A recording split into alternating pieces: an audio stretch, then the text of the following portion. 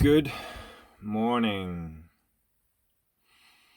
Today, what really is in my mind and has shown up is if we would have the tools to make love, to have the resources to make love in a way how we want to do it. We're not limited by, oh, I can't do that. There would never be only a hope for that we would fight, that we would go into war. There's no way, if we would have the solutions available, the tools available, we would always choose love, never war, never to fight, but to be, to play. And that's why I think sexual education in any form is so important. Because the way how we fundamentally make love is through our bodies, through our hearts, it's through our expression of who we are. And if we feel that we can't bring this expression and this experience onto earth, then what we're going to do? We go into that mode that we have learned from our generations before us, from our parents.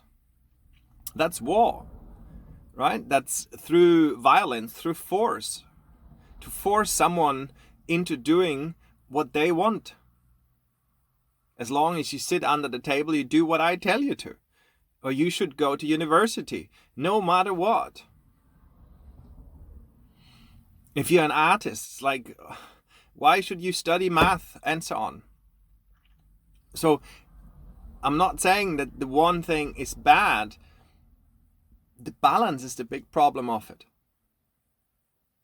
Because as soon as there's a problem, we'll do naturally that what we have learned, the way how you do things. But we now are coming into a time in our life where this old way of doing things, it clearly doesn't work anymore. But how should you? When I work with people and they come up with a certain issue, a certain problem, they are not able to see any other solutions because their mind is a boxed system. It creates reference points, experiences through the childhood and so on, and then therefore it creates boxes and it puts the experience in that box. If that experience shows up, then you have to act like this and this. And so often, 20, 30, 40 years ago, 50, 60 years ago, after the war and so on, what experiences were there that from a psychological point were really, really good, that were really, really infused by pure love, and love in a way of a wisdom love that has a greater context thought of. Our mind is working of science, and half of the science we don't even know yet. We haven't even really reached into quantum physics, and quantum physics, as it looks like, has been shut down anyway, because it just completely will limit that what science can tell us. Because the effects in the future, science don't know. Wisdom knows. Wisdom somehow has a connection to past, present, and future. Science is only connected to the past because it only can prove what it knows from the past and the present moment. And that's always war. May the stronger be win. But love is different. Love is win-win. There is no fight. There is no battle to it. There is a rearranging of seeing how can we be most efficient, how can we work together, how can we fuse, how can we create paradise on earth, heaven on earth. This is the only true aspiration of the heart. And the heart wants to make love. And love is a playful state, an innocent and curious state of what can we do? What feels good? You learn through pleasure, not through force and violence that sets limitations. No, we're now there to let go of the limitations that are there to expand further beyond our plate. Life happens on the edge of our comfort zone. Let's get out of our comfort zone and go into the uncertainty of that what we haven't learned yet. That there is something there in cooperation, that vulnerability can be a strength and is a strength that connects human beings, no matter what. Love thyself, love God, and love thy neighbor. It's so easy. So if you feel that there are tools that you require that are missing, if you feel that you maybe subconsciously even believe in behaviors that don't serve you right now anymore, then why get in contact? Approach me, speak to me, and I'll certainly be able to help you to see through the facade, what's going on subconsciously, what, again, behaviors and beliefs are anchored down in your system that start flaring up as soon as a trigger happens. And then by a pure impulse of conscious awareness in the moment, whenever that is, through your breath or whatever, you can choose the analytics or the creative aspect, love or fear, and choose love all the time. All the time. So if that makes you fearful, of course, choose love. Call me, get in touch, and we'll work it out. That you see a hallway full of new possibilities that are playful, that are fulfilling your curiosity, that fulfilling your innocence, that are serious solutions for the problems that we have there. That are fueled by wisdom, they're fueled by your femininity, by feelings, by states of feeling, by nurturing, by caretaking. Just heartfelt solutions, not goal-focused solutions. How do I achieve a goal? What would you know what is good for the world? Leave that up to the great mystery of life. All that you need to do is just follow your heart. And your heart is, what does feel good right now?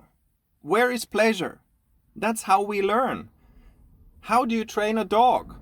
By giving him sweets every time he performs something right. So train yourself in that way.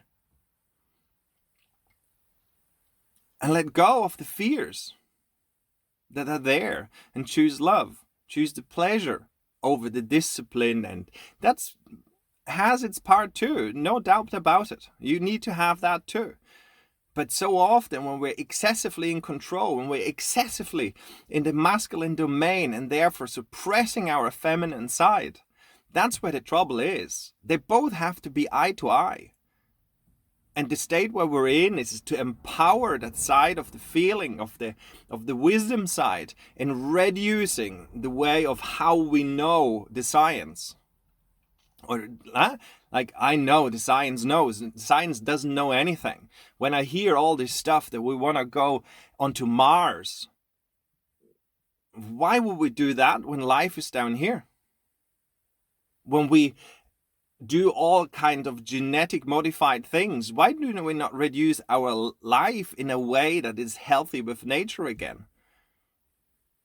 When I hear that mosquitoes, gene-modified mosquitoes are being released into the world now, what do you think that will be?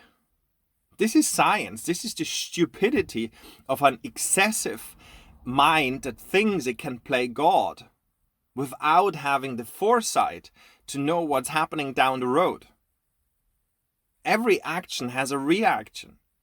And the reaction in science today, we're making these advancements into the future and have a sign that contracts us that for any side effects, we are not responsible. Anything that the politicians, the industrial leaders, or whatever they say, they're not responsible. They can lie, they can say whatever they want. So therefore, it is more and more important for us to follow our heart, to follow our wisdom, follow our intuitions, all feminine attributes. Because only this will prevent you of moving with the masses down the cliff. It's like the lemmings, these little things that all in the masses walk towards one big cliff, and they all fall down. And the one thing who turns around is the idiot. But it's him or her who has the intuitive call to say, turn around, turn right here now. So do it, and then see what happens. And these are the tools of making love. When you are with someone and it says, touch her at the shoulder, touch her at the shoulder, whatever there is, you don't know, but the wisdom knows. Your intuition knows why there is something, and it leads you from A to B. And you don't need to know. You just need to feel it, and then you're connected to all there is. And that's ultimately what we want. We want to feel connected, not separate from anything. And then because we're separate, we're trying to be worthy and worthwhile. No, the only way works that we're going into feeling states, and through feeling states, we're connected to something or someone. And from that, we feel worthy and feel human. We feel in our heart, we feel love. Able to be giving love and receiving love at the same time. So I'm here. If you have only a doubt that you could learn something, get in touch. It will be worthwhile. Bye-bye.